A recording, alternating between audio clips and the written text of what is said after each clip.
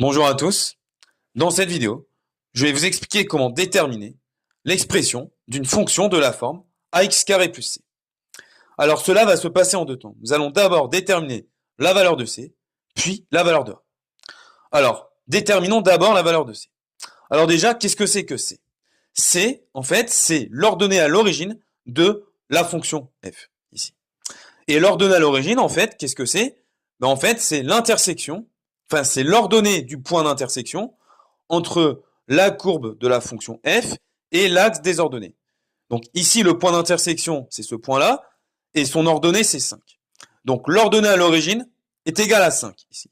Donc c est égal à 5.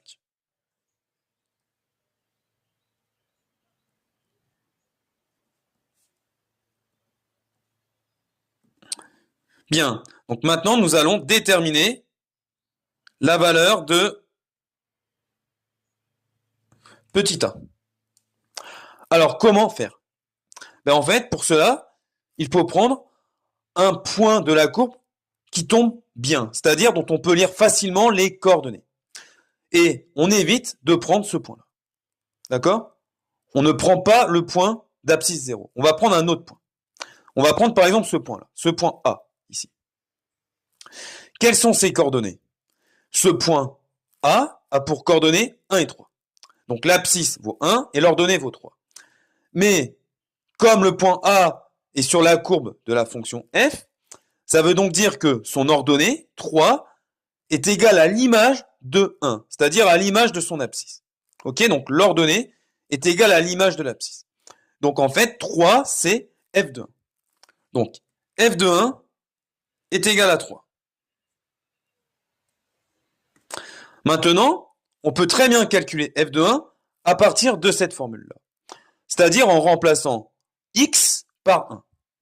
Donc qu'est-ce que ça va donner? Ça va donner ceci. Donc, f de 1, c'est aussi égal à a multiplié par 1 au carré. On remplace x par 1. Plus petit c, c'est-à-dire plus 5. Ce qui fait donc, alors 1 au carré, ça fait 1, ça fait a fois 1 plus 5. C'est-à-dire a plus 5. Donc, f de 1, c'est égal à 3, mais c'est aussi égal à a plus 5.